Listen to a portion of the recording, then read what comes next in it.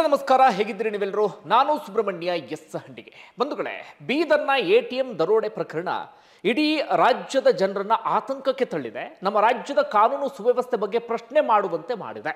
ಹೀಗಾಗಿ ಆ ಪ್ರಕರಣಕ್ಕೆ ಸಂಬಂಧಪಟ್ಟ ಹಾಗೆ ಒಂದಷ್ಟು ಡೀಟೇಲ್ಸ್ ಅನ್ನ ನಿಮ್ಮ ಮುಂದೆ ಇಡ್ತಾ ಹೋಗ್ತೀನಿ. ಯಾವ ರೀತಿಯಾಗಿ ಹಾಡ ಹಗಲೇ ಯಾರ ಭಯವಿಲ್ಲದೆ ದರೋಡೆ ಮಾಡಿದ್ರು, ಅದಾದ ಬಳಿಕ ಯಾವ ರೀತಿಯಲ್ಲಿ ಎಸ್ಕೇಪ್ ಆದ್ರು ಅಂತ ಸದ್ಯದ ಬೆಳವಣಿಗೆಯನ್ನು ಗಮನಿಸ್ತಾ ಹೋಗೋದಾದ್ರೆ, ಓರ್ವ ಆರೋಪಿಯನ್ನ ಹೈದರಾಬಾದ್ನಲ್ಲಿ ಬಂಧಿಸಲಾಗಿದೆ ಅಂತ ಹೇಳಲಾಗ್ತಿದೆ. ಆದರೆ ಅದಕ್ಕೆ ಸಂಬಂಧಪಟ್ಟ ಹಾಗೆ ಇಲ್ಲಿವರೆಗೂ ಕೂಡ ಪೊಲೀಸರು ಕನ್ಫರ್ಮ್ ಮಾಡಿಲ್ಲ, ದೃಢಪಡಿಸಿಲ್ಲ.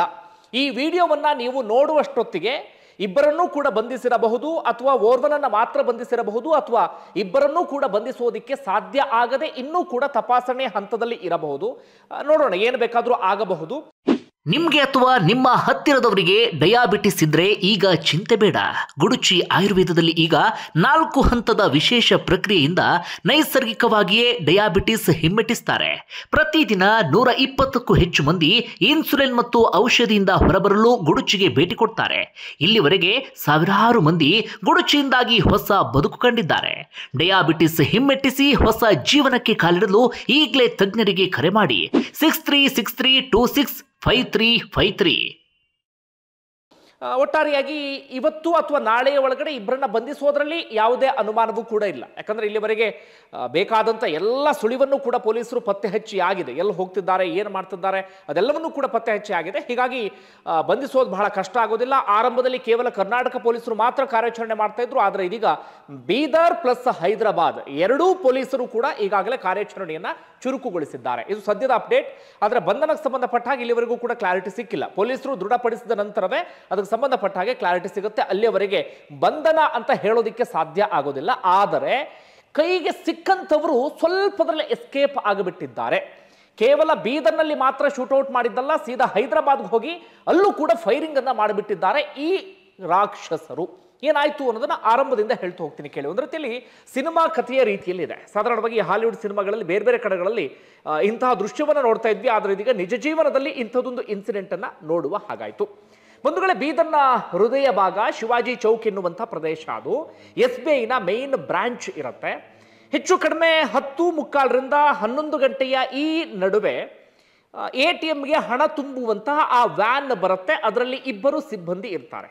ವೆಂಕಟಗಿರಿ ಅಂತ ಒಬ್ರು ಬೀದರ್ ಭಾಗದವರೇ, ಮತ್ತೊಬ್ರು ಶಿವು ಅಂತ ಹೇಳಿ ಅವರು ಕೂಡ ಅದೇ ಭಾಗದವರು. ಹಾಗೆ ರಾಜು ಎನ್ನುವಂಥ ಡ್ರೈವರ್ ಕೂಡ ಆ ವಾಹನದಲ್ಲಿ ಇರ್ತಾರೆ. ನಾನಾಗಲೇ ಹೇಳಿದಾಗ 10:45ರಿಂದ 11 ಗಂಟೆಯ ಆ ನಡುವೆ ಸೀದಾ SBI ಬ್ಯಾಂಕ್ನ ಮುಂಭಾಗದಲ್ಲಿ ಬಂದು ಆ ವ್ಯಾನ್ ಅನ್ನು ನಿಲ್ಲಿಸಲಾಗುತ್ತೆ. ಡ್ರೈವರ್ ರಾಜು ಸೀದಾ ಇಳಿದು ಆ ಕಡೆ ಹೋಗ್ತಾರೆ. ಇನ್ನುಳಿದಂಥ ಇಬ್ಬರು ಸಿಬ್ಬಂದಿ ವೆಂಕಟಗಿರಿ ಹಾಗೂ ಶಿವು ಆ ಹಣದ ಬಾಕ್ಸ್ ಅನ್ನ ಎತ್ಕೊಂಡು ಬಂದು ATMಗೆ ಹಣ ತುಂಬಿಸೋದಿಕ್ಕೆ ಅಂತ ಹೋಗ್ತಾ ಇರ್ತಾರೆ. ಹೋಗುವ ಸಂದರ್ಭದಲ್ಲೇ ಬೈಕ್ನಲ್ಲಿ ಇಬ್ಬರು ಮುಸುಕುಧಾರಿಗಳು ದಿಢೀರಂತ ಬಂದುಬಿಡ್ತಾರೆ.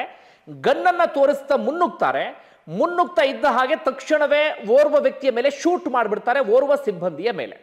ಅದಾದ ಬಳಿಕ ಶಿವು ಎನ್ನುವಂಥ ಸಿಬ್ಬಂದಿ ಪ್ರತಿರೋಧವನ್ನು ಒಡ್ಡೋದಕ್ಕೆ ಪ್ರಯತ್ನವನ್ನ ಪಡ್ತಾರೆ. ಅವ್ರ ಮೇಲೂ ಕೂಡ ಶೂಟ್ ಅನ್ನ ಮಾಡಿಬಿಡ್ತಾರೆ. ಶೂಟ್ ಮಾಡೋದಿಕ್ಕೂ ಮುನ್ನ ಕಾರದ ಪುಡಿಯನ್ನ ಕಣ್ಣಿಗೆ ಎರಚುತ್ತಾರೆ. ಕಾರದ ಪುಡಿ ಕಣ್ಣಿಗೆ ಎರಚಿ ಅದಾದ ಬಳಿಕ ಹೆಚ್ಚು ಕಡಿಮೆ 7 ಸುತ್ತು ಗುಂಡನ್ನ ಹಾರಿಸ್ತಾರೆ. ಯೋಚನೆ ಮಾಡಿ, ಎಂಥ ಸಂದರ್ಭ ಅದು ಅಂತ ಹೇಳಿ. ರಾತ್ರಿಯ ಸಂದರ್ಭ ಅಲ್ಲ, ಹಾಡ ಹಗಲೇ ಬೆಳಗ್ಗೆ ಮುಂಚೆ 10:45ರ ಸುಮಾರಿಗೆ. ಅತ್ಯಂತ ಜನನಿಬಿಡ ಪ್ರದೇಶ ಅದು. ಸುತ್ತಮುತ್ತ ಬೇಕಾದಷ್ಟು ಜನ ಓಡಾಡ್ತಾ ಇದ್ರು. ಎಲ್ಲರೂ ಕೂಡ ನಿಂತ್ಕೊಂಡು ನೋಡ್ತಾ ಇದ್ರು. ಯಾರ ಕೈಯಲ್ಲಿ ಏನು ಮಾಡೋದಕ್ಕೆ ಸಾಧ್ಯ ಆಗಿಲ್ಲ.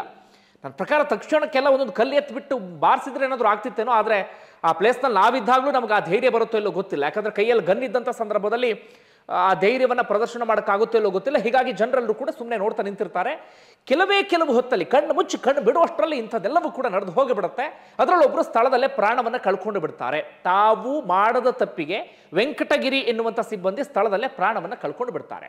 ಶಿವ ಅನ್ನೋಂಥವ್ರ ಎದೆಗೆ ಗುಂಡು ಹೋಗುತ್ತೆ. ಅವರಲ್ಲಿ ನೆರಳಾಡೋದಕ್ಕೆ ಶುರು ಮಾಡ್ಕೊಳ್ತಾರೆ. ಆ ಬಾಕ್ಸ್ ಅನ್ನ ಕಿತ್ಕೊಂಡು ಬೈಕ್ ಹತ್ತಿರಕ್ಕೆ ಬರ್ತಾರೆ ಈ ಮುಸುಕುದಾರಿಗಳು. ಅಲ್ಲೂ ಕೂಡ ಆ ಬಾಕ್ಸ್ ಕೆಳಗಡೆ ಬೀಳುತ್ತೆ, ದುಡ್ಡು ಕೂಡ ಕೆಳಗಡೆ ಬೀಳುತ್ತೆ. ಅದನ್ನು ಹೇಗೇಗೋ ಮಾಡಿ ಅದನ್ನು ಒಟ್ಟು ಮಾಡಿ ಬಾಕ್ಸ್ ಒಳಗಡೆ ತುಂಬಿಸ್ಕೊಂಡು ಹಾಗೆ ಹೀಗೆ ಅನ್ನೋಷ್ಟೊತ್ತಿಗೆ ಅಲ್ಲಿಂದ ಎಸ್ಕೇಪ್ ಆಗಿಯೇ ಬಿಡ್ತಾರೆ. ಒಬ್ಬನ ಕೊಲೆ ಮಾಡಿ ಬರೋಬ್ಬರಿ 83 ಲಕ್ಷ ಹಣವನ್ನು ತೆಗೆದುಕೊಂಡು ಎಸ್ಕೇಪ್ ಆದ್ರು. ಆರಂಭದಲ್ಲಿ 93, 90, 85 ಅಂತ ಆಗ್ತಿತ್ತು. ಆದರೆ ಈಗ ಸಿಗ್ತಿರುವಂಥ ಕ್ಲಾರಿಟಿ ಅಂದ್ರೆ ಬರೋಬ್ಬರಿ 83 ಲಕ್ಷದಷ್ಟು ಹಣವನ್ನು ತೆಗೆದುಕೊಂಡು ಅಲ್ಲಿಂದ ಎಸ್ಕೇಪ್ ಆಗಿಬಿಟ್ರು.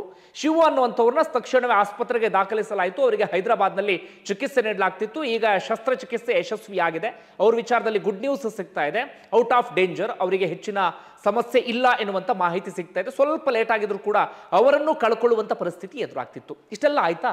ಅದಾದ್ಮೇಲೆ ನೋಡಿ ಇವರ ಚಾಕಚಕ್ಯತೆ ಹೇಗಿದೆ ಅಂತ ಈ ದರೋಡೆಕೋರರದು.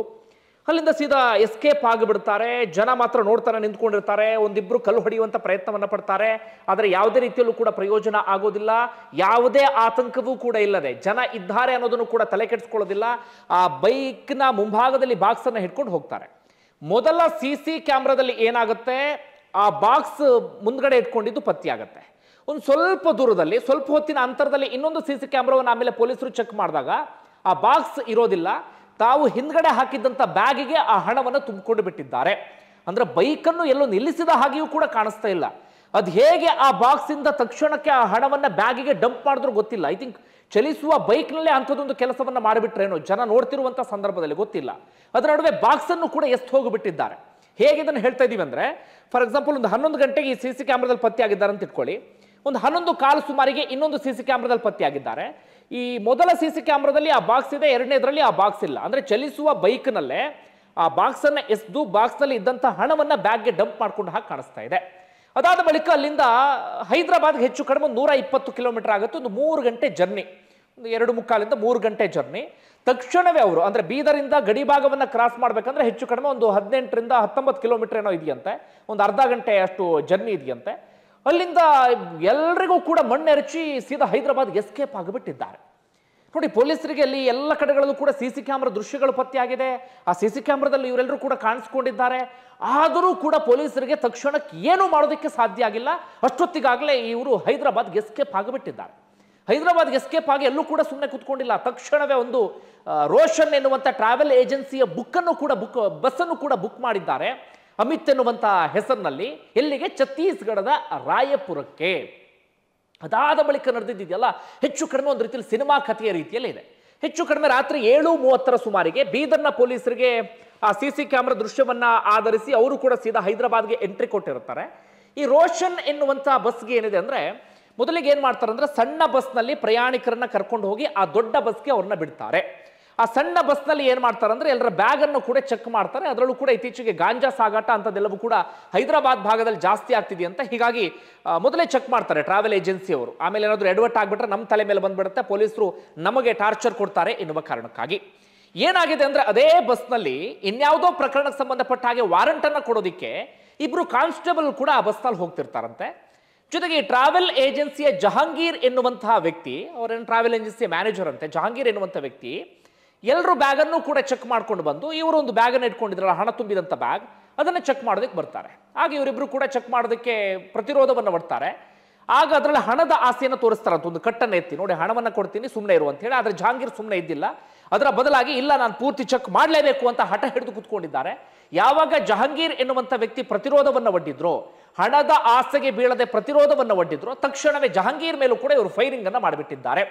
ಯಾಕೆ ತಕ್ಷಣಕ್ಕೆ ಫೈರಿಂಗ್ ಮಾಡಿದ್ರು ಅಂದ್ರೆ, ಇಬ್ರು ಪೊಲೀಸ್ ಕಾನ್ಸ್ಟೇಬಲ್ ಕುತ್ಕೊಂಡಿದ್ರಲ್ಲ, ಇವರೆಲ್ಲರೂ ಕೂಡ ಪೊಲೀಸರು ಇಲ್ಲಿ ಗ್ಯಾಂಗ್ ಹಾಕೊಂಡು ಬಂದಿದ್ದಾರೆ, ನಮ್ಮನ್ನ ಹಿಡಿಯೋದಕ್ಕೆ ಬಂದಿದ್ದಾರೆ ಅಂತ ಹೇಳಿ ಅಲ್ಲಿ ಫೈರಿಂಗ್ ಅನ್ನ ಮಾಡಿಬಿಟ್ಟಿದ್ದಾರೆ. ಫೈರಿಂಗ್ ಅನ್ನ ಮಾಡಿ ಇನ್ನೇನು ಕೈಗೆ ಸಿಕ್ಕರು ಅನ್ನುವಷ್ಟರಲ್ಲಿ ಅಲ್ಲಿಂದ ಎಸ್ಕೇಪ್ ಆಗಿಬಿಟ್ಟಿದ್ದಾರೆ ಇಬ್ಬರೂ ಕೂಡ.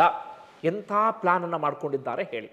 ಪೊಲೀಸರ ಕೈಗೆ ಹತ್ರ ಸಿಕ್ಕದಂಥವರು ಸಿಗದೀತಿ ಎಸ್ಕೇಪ್ ಆಗಿಬಿಟ್ಟಿದ್ದಾರಲ್ಲ. ಜೊತೆಗೆ ಕಂಡಲ್ಲಿ ಗನ್ ಇಟ್ಕೊಂಡು ಶೂಟ್ ಮಾಡ್ತಾರಂದ್ರೆ ಅದು ಯಾವ ಧೈರ್ಯ ಅಥವಾ ಯಾರ ಆತಂಕವೂ ಇಲ್ವಾ? ಹಾಗಾದ್ರೆ ನಮ್ಮ ಕಾನೂನು ಸುವ್ಯವಸ್ಥೆ ಬಗ್ಗೆ, ನಮ್ಮ ಪೊಲೀಸ್ ಇಲಾಖೆ ಬಗ್ಗೆ, ನಮ್ಮ ಪೊಲೀಸರ ಬಗ್ಗೆ ಸಣ್ಣ ಭಯವೂ ಕೂಡ ಇದ್ದ ಹಾಗೆ ಕಾಣಿಸ್ತಾ ಇಲ್ಲ. ಒಟ್ಟಾರೆಯಾಗಿ ಎಸ್ಕೇಪ್ ಆದ್ರ.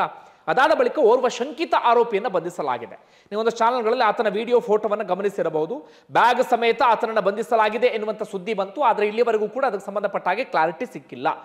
ನನಗೆ ಸಿಕ್ಕಿರುವಂತಹ ಮಾಹಿತಿಯ ಪ್ರಕಾರ ಇಬ್ಬರೂ ಆರೋಪಿಯನ್ನು ಕೂಡ ಬಂಧಿಸಿಲ್ಲ. ಇಬ್ಬರೂ ಕೂಡ ಒಂದು ರೀತಿಯಲ್ಲಿ ಗ್ರೇಟ್ ಎಸ್ಕೇಪ್ ಎನ್ನುವ ರೀತಿಯಲ್ಲಿ ಎಸ್ಕೇಪ್ ಆಗಿಬಿಟ್ಟಿದ್ದಾರೆ. ಪೊಲೀಸರಿಗೆ ಚಳ್ಳೆ ಹಣ್ಣು ತಿನ್ನಿಸಿ. ಹೆಚ್ಚು ಕಡಿಮೆ 22 ರಿಂದ 23 ಗಂಟೆ ಆಯಿತು ಪ್ರಕರಣ ನಡೆದು. ಈಗಲೂ ಕೂಡ ಬೀದರ್ ಮತ್ತು ಹೈದರಾಬಾದ್ನ ಪೊಲೀಸರು ಅವರಿಗೋಸ್ಕರ ಹುಡುಕಾಟವನ್ನು ನಡೆಸ್ತಾ ಇದ್ದಾರೆ. ಆದರೆ ನಿಮ್ಮಲ್ಲಿ ಒಂದಷ್ಟು ಮಂದಿ ಈಗ 12 ಗಂಟೆಗೆ ವಿಡಿಯೋ ನೋಡ್ತೀರಿ, ಇನ್ನೊಂದಷ್ಟು ಮಂದಿ 3 ಗಂಟೆಗೆ, ಇನ್ನೊಂದಷ್ಟು ಮಂದಿ ಸಂಜೆ 6 ಗಂಟೆಗೂ ನೋಡ್ತೀರಿ. ಹೀಗಾಗಿ ನೀವು ನೋಡುವಷ್ಟರಲ್ಲಿ ಬಂಧನ ಆಗಿರಬಹುದು, ಆದರೆ ಸದ್ಯಕ್ಕಂತೂ ಬಂಧನ ಆಗಿಲ್ಲ. ಆದರೆ ಒಂದಷ್ಟು ವಾಹಿನಿಗಳಲ್ಲಿ ಬರ್ತಾ ಇದೆ ಬಂಧನ, ಓರ್ವನ ಬಂಧನ ಅಂತ ಹೇಳಿ. ಆದರೆ ನನ್ನ ಮೂಲಗಳಿಂದ ಒಂದಷ್ಟು ಮಾಹಿತಿಯನ್ನು ಸಂಗ್ರಹಿಸಿದ್ದೆ. ಆದರೆ ಯಾವುದೇ ಅಫಿಷಿಯಲ್ ಮಾಹಿತಿ ಬಂದಿಲ್ಲ ಅವರ ಬಂಧನಕ್ಕೆ ಸಂಬಂಧಪಟ್ಟ ಹಾಗೆ. ಇಷ್ಟೆಲ್ಲ ಆಯ್ತು ಬಿಡಿ. ಈಗ ಪ್ರಕರಣ ಸಂಬಂಧಪಟ್ಟಾಗ ಅನುಮಾನ ಮೂಡ್ತಾ ಇರೋದೇನಪ್ಪ ಅಂದ್ರೆ, ಇವರು ದಿಢೀರ್ ಅಂತ ಹೇಳಿ ಬಂದು ಆ ರೀತಿಯಾಗಿ ಬಾಕ್ಸ್ ಅನ್ನು ಎತ್ಕೊಂಡು ಹೋಗೋದಕ್ಕೆ ಸಾಧ್ಯನೇ ಇಲ್ಲ. ಇವರು ಹಿಂದಿನ ದಿನ ಲಾಡ್ಜಲ್ಲಿ ಉಳ್ಕೊಂಡಿದ್ದಕ್ಕೆ CC ಕ್ಯಾಮ್ರಾ ದೃಶ್ಯಗಳು ಸಿಕ್ಕಿದೆ. ಅಲ್ಲೊಂದು ಲಾಡ್ಜ್ನಲ್ಲಿ ಬಂದು ಉಳ್ಕೊಂಡು ಅಲ್ಲಿ ನೀಟಾಗಿ ಪ್ಲಾನ್ ಅನ್ನು ಮಾಡಿದ್ದಾರೆ.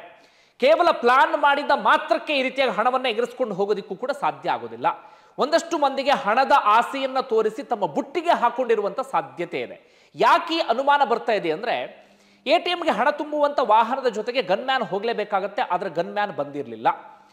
ನಾನು ಬರೋ ತಡ ಆಗುತ್ತೆ ಅಂತ ಗನ್ಮ್ಯಾನ್ ಏನೋ ಹೇಳಿದ್ರಂತೆ. ಹೀಗಾಗಿ ಗನ್ಮ್ಯಾನ್ ಬಗ್ಗೆ ಸಣ್ಣದಾಗಿ ಅನುಮಾನ ಮೂಡ್ತಾ ಇದೆ. ಹಾಗಂದ್ರೆ ಮಾತ್ರ ಗನ್ಮ್ಯಾನ್ ಇನ್ವಾಲ್ವ್ ಆಗಿದ್ದಾರೆ ಅಂತಾನೆ ಹೇಳೋದಕ್ಕಾಗೋದಿಲ್ಲ.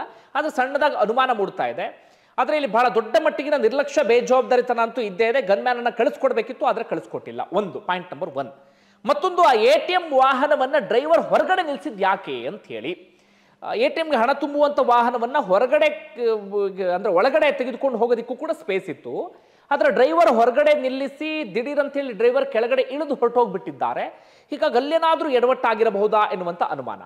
ಮತ್ತೊಂದಲ್ಲಿ ಫೈರಿಂಗ್ ನಡೀತಾ ಇದ್ರು ಕೂಡ SBI ಬ್ಯಾಂಕ್ನಲ್ಲಿ ಇದ್ದಂಥ ಸೆಕ್ಯೂರಿಟಿ ಗಾರ್ಡ್ಗಳಾಗ್ಲಿ ಅಥವಾ ಅಲ್ಲಿರುವಂಥ ಆ ಗನ್ ಮ್ಯಾನ್ಗಳಾಗ್ಲಿ ಯಾರು ಕೂಡ ತಿರುಗಿಸಿ ಕೂಡ ಫೈರಿಂಗ್ ಮಾಡಿಲ್ಲ.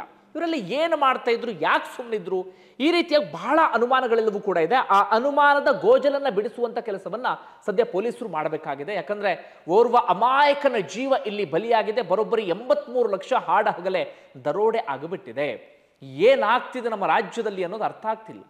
ಯಾಕೆ ಯಾರಿಗೂ ಕಾನೂನು ಸುವ್ಯವಸ್ಥೆ ಬಗ್ಗೆ ಭಯ ಇಲ್ಲ, ಯಾವುದೇ ಆತಂಕ ಇಲ್ಲ. 6 ವರ್ಷದ ಮಗುವನ್ನು ಬಳಸ್ಕೋತಾರೆ, 5 ವರ್ಷದ ಬಾಲಕಿಯನ್ನ ಮೇಲೆ ಒಬ್ಬ ಪಾಪಿ ಬಂದು ಎರಗ್ತಾನೆ. ಇನ್ನೆಲ್ಲೋ ಇಬ್ಬರು ಅಪ್ರಾಪ್ತ ಹೆಣ್ಮಕ್ಳನ್ನ ಯಾರೋ ಬ್ಲಾಕ್ ಮೇಲ್ ಮಾಡಿ ಅವರನ್ನು ಬಳಸ್ಕೊಳ್ತಾರೆ. ಪದೇ ಪದೇ ಇಂತಹ ಇನ್ಸಿಡೆಂಟ್ ಅನ್ನು ಗಮನಿಸ್ತಾ ಇದ್ದೀವಿ. ಮುಂದಿನ ವಿಡಿಯೋದಲ್ಲಿ ವಿಜಯಪುರಕ್ಕೆ ಸಂಬಂಧಪಟ್ಟ ಒಂದು ಡೀಟೇಲ್ ಅನ್ನು ಕೊಡ್ತೀನಿ ನೋಡಿ. ಅಲ್ಲಿ ಮುಸುಕುದಾರಿಗಳು ಗೂಡ್ಸ್ ವಾಹನದಲ್ಲಿ ಬಂದು ಮುಸುಕುದಾರಿಗಳು ದರೋಡೆಯನ್ನ ಮಾಡಿಬಿಟ್ಟಿದ್ದಾರೆ. ನೋಡ್ತಾ ಇದ್ರೆ ಭಯ ಆಗುತ್ತೆ ಆ ದೃಶ್ಯ ಎಲ್ಲವನ್ನು ಕೂಡ. ಏನಾಗ್ತಿದೆ ರಾಜ್ಯದಲ್ಲಿ ಒಂದು ಕೂಡ ಅರ್ಥ ಆಗ್ತಾ ಇಲ್ಲ. ಯಾವುದೋ ಸಿನಿಮಾ ನೋಡ್ದಂಗೆ ಆಗ್ತಾ ಇದೆ. ಆದ್ರೆ ನಿಜ ಜೀವನದಲ್ಲಿ ಇಂಥದ್ದೊಂದು ಘಟನೆ ಘಟಿಸಿ ಬಿಟ್ಟಿದೆ. ಬಂಧುಗಳೇ, ಒಟ್ಟಾರೆ ಏನಿಸ್ತದೆ ನಿಮಗೆ ಕಮೆಂಟ್ ಬಾಕ್ಸಲ್ಲಿ ಮೆನ್ಷನ್ ಮಾಡಿ. ಧನ್ಯವಾದ ವಿಡಿಯೋ ನೋಡಿದ್ದಕ್ಕಾಗಿ.